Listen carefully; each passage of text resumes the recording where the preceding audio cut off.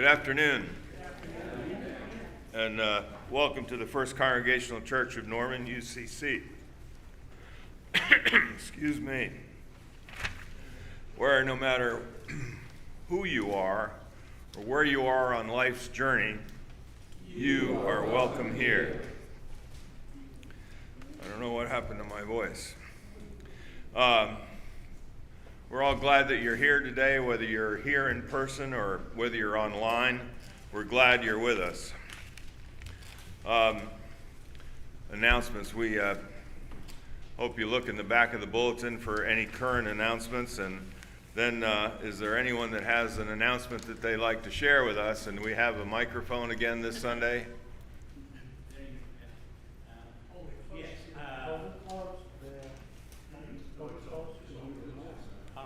Hear me now? No. I have array of petitions. If there's anybody left who hasn't signed one yet. I got a text from Sally. She's under the weather today. She wanted to say that she had a good time at the show last Sunday. And, a conservative group in Oklahoma has decided to review the behavior of the state Supreme Court justices, and has decided that the Bar Association, the Judicial Nominating Commission, and the entire Supreme Court are run by liberals. So they are now running a campaign. I heard the commercial on TV this morning to remove all the incumbent Supreme Court justices who are on the ballot. And I got an email from the County Republican Party asking for the same thing. And I'm afraid that that campaign will succeed. So, and so it goes. All right, thank you. Everybody got that?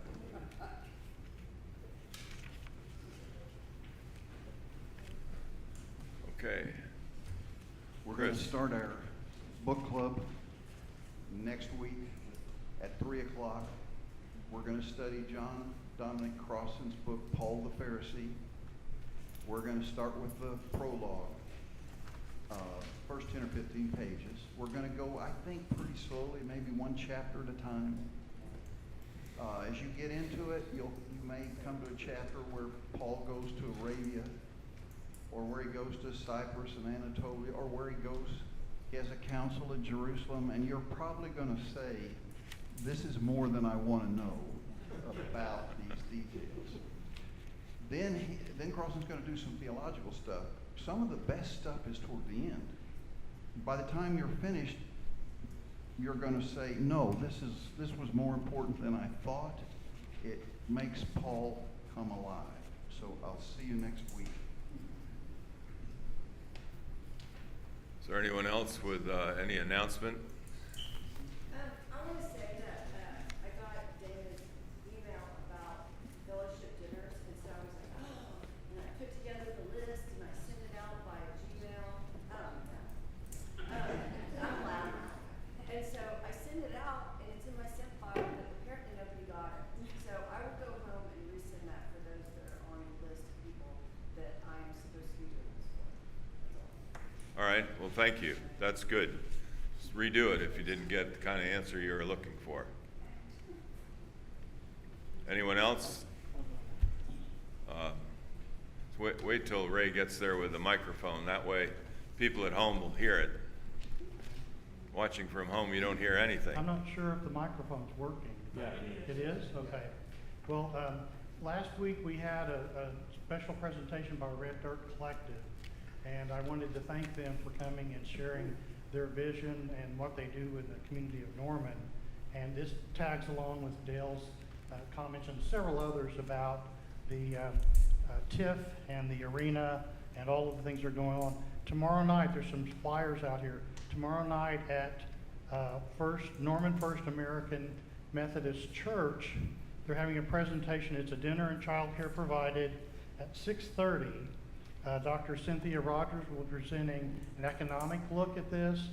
If you haven't ever heard her, she's a little spitfire. She knows her stuff and is a very well-known economics person who can tell us really what's going to happen if this moves forward. So encourage you to go to that. And then The other is really kind of a joy and an announcement. Just the joy part of it. This is the 10th anniversary of the court ruling that said that marriage equality is here in Oklahoma and in this district. And our own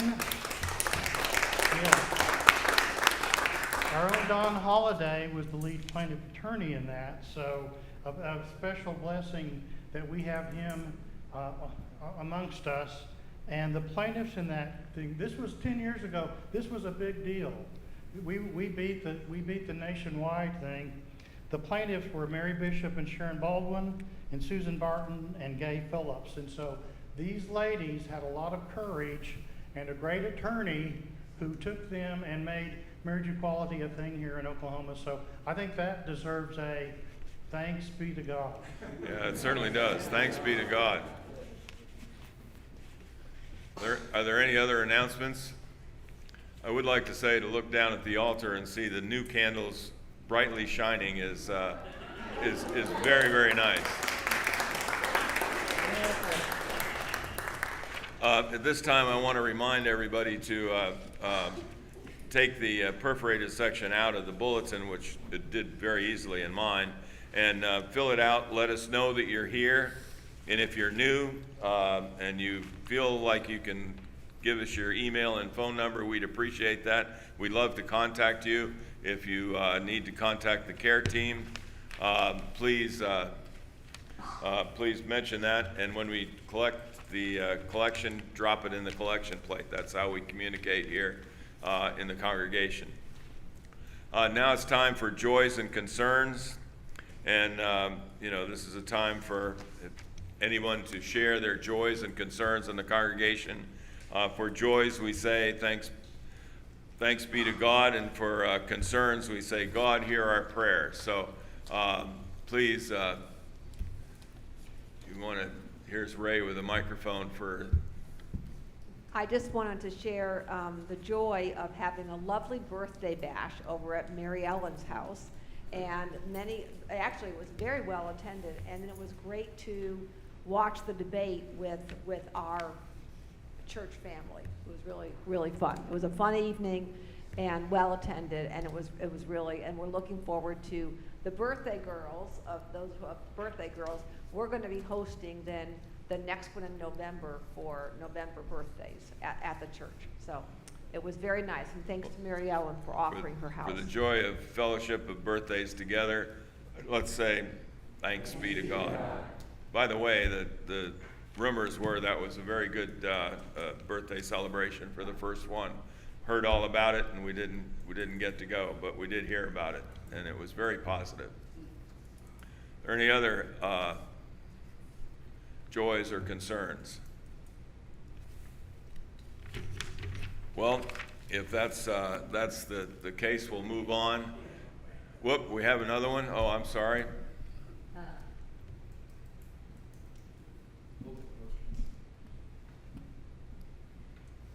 I'm glad to have Mary Stanizek visit our church again. And Mary is the reason that I'm a member of our church from a long time ago. She, 15, yeah. And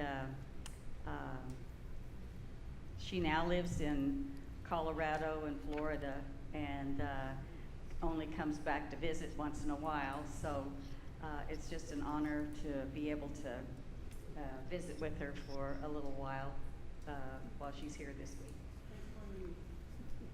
Well, for the joy of having Mary with us today and other days, thanks be to God. All right, I'm sorry if I can't see anyone else's concern or joy. If not, let's ask Keegan to bring the singing bowl for us. And allow each ring to expand your awareness of the sacred and to be fully present in this place, in this time.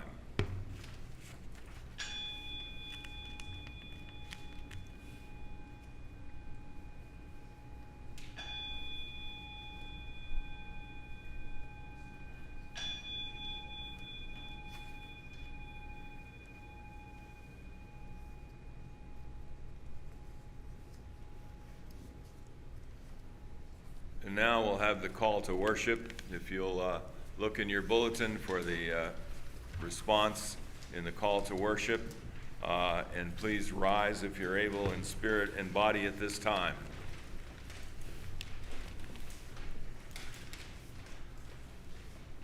With eyes to see, and ears to hear, with lips to sing, and hands to help, let us worship God with the fullness of our being. Amen. Now the hymn today is "This is a Day of a New Beginning," and it's hymn number 417 in the hymnal.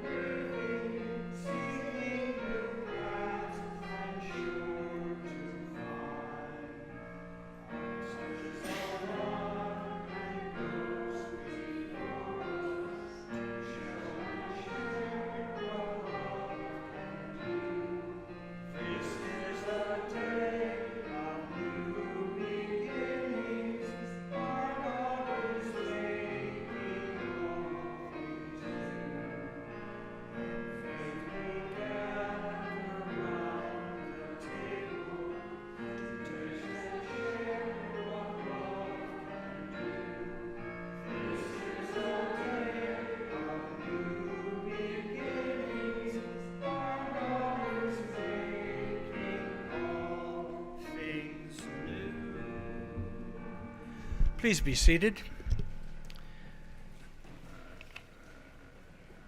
Just a word or two before this prayer. First of all, I want to thank Mariana for striking the singing bowl so wonderfully in Keegan's place. She was terrific. And did you know that as of today, this church has a social justice committee once again? Yes. Chaired by Terry Menchow. Would you stand? Yeah, go ahead. Go ahead and stand. Where? No. Judith Coker, chaired by Judith Coker. Included in the committee is Terry Menchow. Please stand. Paul Goddard. Where are you, Paul? Where did Paul go?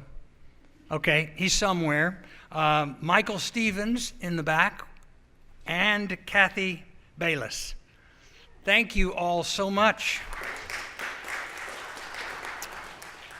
They're going to start meeting, start figuring out ways to connect with the Norman community, and I think that the visit of the Red Dirt Collective was particularly well-timed for the formation of the Social Justice Committee. So things are happening, and I do want to mention that I have the privilege of being able to officiate at Michael and Vera's wedding very soon. The two in the back with the masks on, the mysterious people. It's going to be great. I look forward to it. 10 years ago when marriage equality happened, I think some of you know we had the largest sort of mass wedding ceremony at Mayflower Church that happened in the city. 14 same-sex couples got married that night, and every local TV station was parked in our parking lot broadcasting the story, which is probably the best publicity Mayflower Church ever received. And for your role in that, we are eternally grateful, sir. All right, let's bow our heads together. Holy One, it has been another one of those weeks when we have wondered about whether we can save ourselves, not from lying politicians, because, lo, they have always been with us, but from a more disturbing kind of retreat, from the idea that there's even such a thing as the truth, that something is true whether we like it or not, or whether it helps our cause or not. I walked the streets of my neighborhood at dawn this morning, and there was the moon, almost full, hanging in the morning sky, its face pocked by countless meteors that have crashed into it over the eons. It is real. The moon is real. It is true. I am real. You are real. This is true. We are not an illusion, not a dream. Jesus of Nazareth said, "You shall know the truth, and the truth shall make you free." If that is true, then the opposite must also be true. When you learn to lie and face no consequences, those lies will imprison us all. He also said, "Let your speech be a simple yes or no, for all else comes from evil." Those are strong words. It makes me wonder if it was not lying that he feared so much as the slippery slope that is equivocation. So my prayer this morning may sound strange, but it is what I am worried most about these days. Not all versions of reality are equally valid, and you cannot say anything that suits you and be a truthful person. What's more, whether your friends are lying or your enemies are lying, it's still a lie. And when you come to depend on lies as the new normal, the world unravels, because trust is gone, and trust makes all good things possible. So hear our prayer. The future depends like never before on the common good that is truth-telling, the simple, often painful, but always liberating truth. May we be guardians of it in this church now and always. Amen. Please join me in saying the Lord's Prayer, the version that is printed in your bulletin. Our Creator, who is in heaven, holy is your name. Your kingdom come, your will be done, on earth as it is in heaven. Give us this day our daily bread, and forgive us our debts as we forgive our debtors. Do not let us fall into temptation, but deliver us from evil. For you reign in the power that is love, now and always. Amen.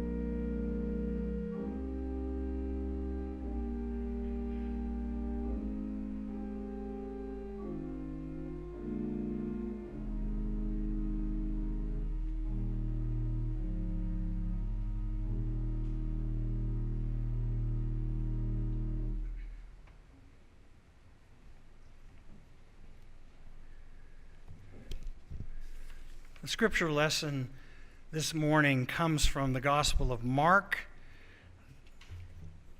This is the first chapter, verses 29 to 39. Those of you that like to follow along. This is called Jesus Heals Many at Simon's House. As soon as they left the synagogue, they entered the house of Simon and Andrew with James and John. Now, Simon's mother-in-law was in bed with a fever, and they told him about her at once. He came and took her by the hand and lifted her up. Then the fever left her, and she began to serve them.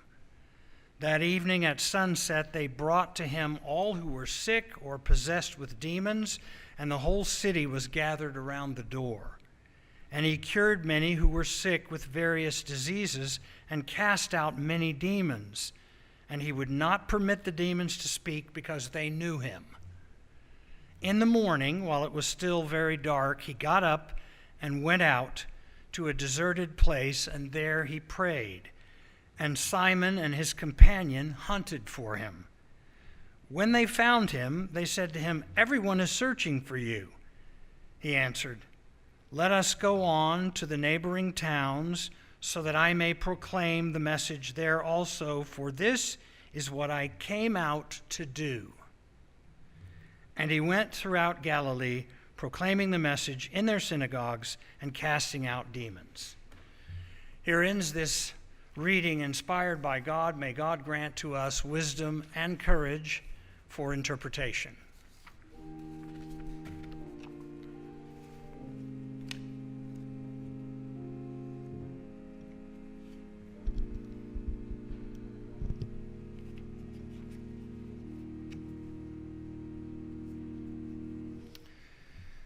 This is a coming out text, a phrase long familiar to LGBTQ plus folks.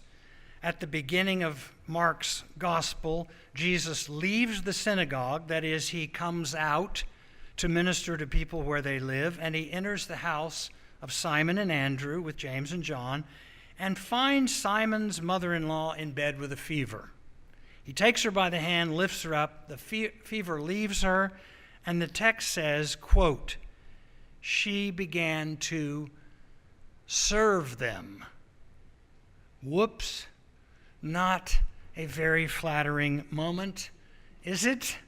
That a sick woman should be healed just so she can jump up and start serving the men folk. There are 5 men in the room. You'd think one of them would say to this woman, whose name, of course, we do not know, but who is arguably the first deacon of the church, "You just sit in that chair and rest up, and I'll serve you." Come on, guys. If this is indeed a coming out text, then unfortunately it comes out as patriarchal. What happens next is another kind of coming out. Quote, "That evening at sunset they brought to Jesus all who were sick or possessed with demons, and the whole city was gathered around the door." Wait, the whole city? That's a lot of people who came out because, well, there are a lot of sick people around us all the time. And where do they go? They didn't get a chance to go to the emergency room or to any assisted living facilities like we do. In those days, there are no institutional options. In those days, if you could afford a personal physician, you could get care, but not if you were poor. And 90% of the people living in Palestine in the first century were poor. Many lived on the edge of starvation. And the word has gotten out. There's going to be a theme here, because this is a coming out text, that there's a new healer in town. So just imagine this scene. Got people with crutches, blind people with milky eyes, people limping, dragging along useless limbs or permanently bent over, and people who have no idea what's wrong with them, but they can hardly get out of bed. And Jesus, quote, "cured many," the text says. Notice it does not say he cured them all. And he cast out many demons, because in those days it was a given that disease was caused by demon possession. So any self-respecting healer, by definition, is an exorcist. If we do indeed start having Bible lessons in our public schools, this will be an interesting one, the one on demon possession. I just wish I could be a fly on the wall. Progressive folk like us, of course, don't really like these stories because we don't believe in demon possession, but that misses the point. They did. And if you believe you are possessed by a demon and can't get well until something or someone stronger than the demon calls it out of you, you are not going to call an acupuncturist or an aromatherapist or a biofeedback guru or a chiropractor. So in the words of the Ghostbusters, who you going to call? The answer, a demon buster. That's who you want to come out so you can get the damn demon out. And because it was also believed that demons could speak, Jesus will not allow it. He silences them, and they know they've met their match. The text says, quote, they knew him. So this is a coming out text for the demons. Then, in the morning, while it was still very dark, Jesus got up and went to a deserted place, and there he prayed. When I read this, the first thing I think of was, I wonder where he went. If it was a deserted place, then it was obviously not in the house. So we can only assume that he walked out of the house. He came out of the house in the early morning darkness to a place where it was quiet and he could pray, because we know that he prayed often and alone. It's all that could hold him up. So to stay with our theme, he goes out so that he can come out as a person who needs solitude and communion with what Marcus Borg called, in one of the best names for God I've ever heard, the something more. That's a beautiful name for God, the something more. Let me ask you, do you have a deserted place that you can go to? A place that ministers to you by its utter indifference to you. A place where you can see the stars, or where you can at least turn off your phone for like an hour and hold open some empty space. Because that's what the spiritual life requires, according to Henry Nouwen. He defined the spiritual life this way: it is the holding open of empty space. When they found him, the story continues, they said to him, everybody's searching for you. Today we would say, I texted you, didn't respond for an hour. Is your phone turned off? Did you forget to charge it? Are you ignoring me? Wait a minute, have we decided that a moment of solitude is now antisocial? Perhaps for the sake of our souls, we need to come out as people who need to be alone sometimes. Perhaps a do not disturb setting for ourselves.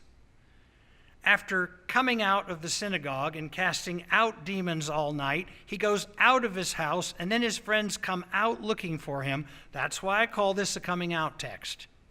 But if you wonder why I chose this particular phrase to examine this text, just listen how he answers them. Let me go on to the neighboring towns so that I may proclaim the message there also, for that is what I came out to do. That is how the text reads in the New Revised Standard Version. For that is what I came out to do. And he went throughout Galilee, proclaiming the message in their synagogues and casting out demons. When I saw that phrase and read it aloud to myself, because, the scriptures are meant to be read aloud, especially by preachers before they get to work, got to oralize the text, got to listen to it. It did not make me wonder if Jesus was gay, although that would make no difference to me whatsoever. But it did cause me to see the whole text as a coming out, and strangely, the whole life of Jesus as a coming out, and the gospel itself as a coming out. Just think for a moment about the definition of the phrase, to come out.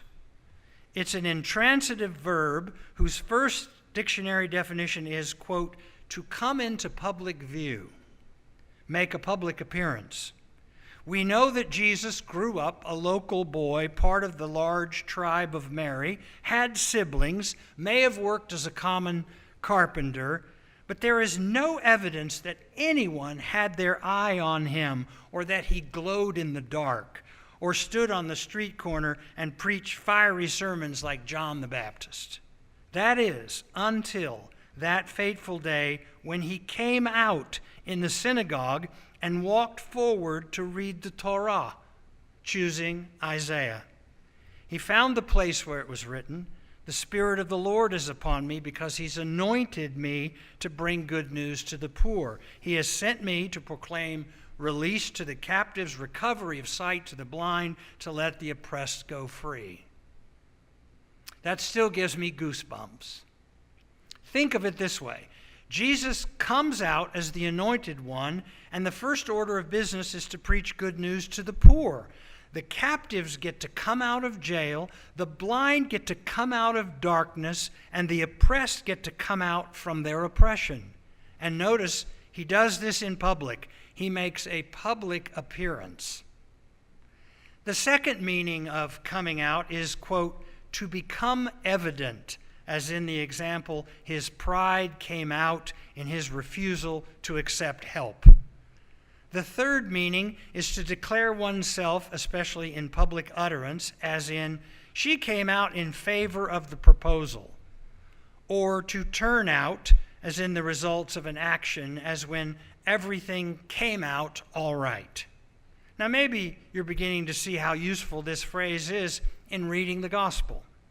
To become evident, Jesus comes out and presents himself as the evidence. Today, this scripture has been fulfilled in your hearing. He does it publicly, and as for everything coming out all right, well, it certainly does not seem to end well for him on Good Friday. That is, until God comes out on Easter morning and says to Jesus, yes, and to Caesar, no. Of course, the most common connotation of this phrase now is in reference to coming out of the closet and declaring one's real sexual orientation. In this sense, it is borrowed from the idea that to come out is to make a debut, to present one's real self, to leave behind the deceptions of the past and to live a more authentic, honest, and unapologetic life. First Congregational Church is a safe place to come out. And I don't just mean to come out as LGBTQ+, but it's also a safe place to come out as Christian. This is a safe place to come out as a Christian, even if that means leaving behind, coming out from all the baggage that word carries. So much, in fact, that countless people have given up on the idea of calling themselves Christian every single day. Just can't do it anymore.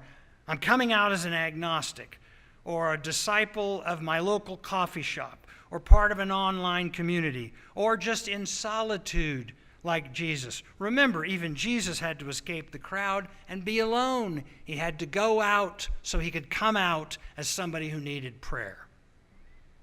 Well, that's true, but it was always so he could go back to work, healing, teaching, announcing the reign of God, and living his brief but spectacular life in opposition to the forces that threaten to destroy human life.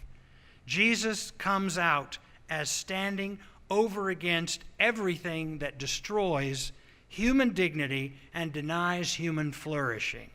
Jesus comes out to do religion, not just to talk about how nice it would be if we were all more religious. He never says, go and believe likewise. He says, go and do likewise. That's no small thing. And that, my friends, is how the church can come out. Come out and announce publicly that Christianity is a way of life, not a set of creeds and doctrines demanding total agreement and mostly invented by the church to secure its own power. If you want to waste a lot of time worrying about the second coming, because maybe deep down you were disappointed in the first one, or you want to try to scare people into believing that they might be left behind, your time might be better spent reading the Sermon on the Mount aloud to yourself in whatever deserted place you can still find. You might even want to come out as someone who doesn't give a damn who wins the big football game. That would make you odd. I mean, I enjoy sports, people, but it's become a pseudo-religion. These are our warriors. They are cheered on by scantily clad courtesans who gyrate on the sidelines for us, judges on the field in striped suits, warplanes flying overhead, giant flags unfurled, and all of it drenched in sports commentary, so elevated, so hyperbolic, so reverential, that one is left to wonder if all our best words have now been stolen from us and used for sports. Today is the day we've all been waiting for, they'll say about the big game. No, it isn't. In just a few minutes, the biggest prize of all will be decided. No, it won't, not really. The biggest prize of them all is lasting peace. It's peace we need. That's the big prize. And how are we doing in that game? You see, in the madness of the age in which we live, where the facile argument is made every single day that the profitable must be the virtuous, that power is righteousness, that the poor are expendable, it is the church that needs to come out. Come on out, Jesus people. There's never been a better time for you to make good trouble. Come out of your houses of worship and stand with undocumented immigrants. Come out from behind your walled neighborhoods and meet the people that Jesus hung out with. He will hang out with you too, I think you will be fortunate to hear, but only if you stop being afraid of the other person and start loving them as much as you love yourself, which is quite a bit. I was at Home Depot the other day. I go there a lot because I'm a kind of a projecting sort of guy. I like to build stuff. And I wear a baseball hat and old jeans, and no one knows who I am. So I go undercover as a deplorable. And all the guys at Home Depot will come right up and start talking to me about politics. They have no idea that I'm a woke Democrat in disguise. I listen and I learn what they think, and it shocks me to hear them talking as if one day they are going to be rich. The minimum wage in Oklahoma is still $7.25 an hour. Come out, church, and say it publicly. Become evident. Declare yourself. Make a debut. Show us something about yourself you have previously kept hidden. It may be that you are gay, and if so, you're welcome here and can have your wedding here. Or maybe you need to admit that you are an addict, so we can help you get the help you need. Or if you're alone and lonely or on the edge of despair, there are people here who want to come out as your friends in the beloved community. Come out, church, and tell the truth about the blessing that is science and evidence-based reasoning and the inconvenient truth of global climate change, so that we won't go gently into that very bad night, but rage against the dying of our only home.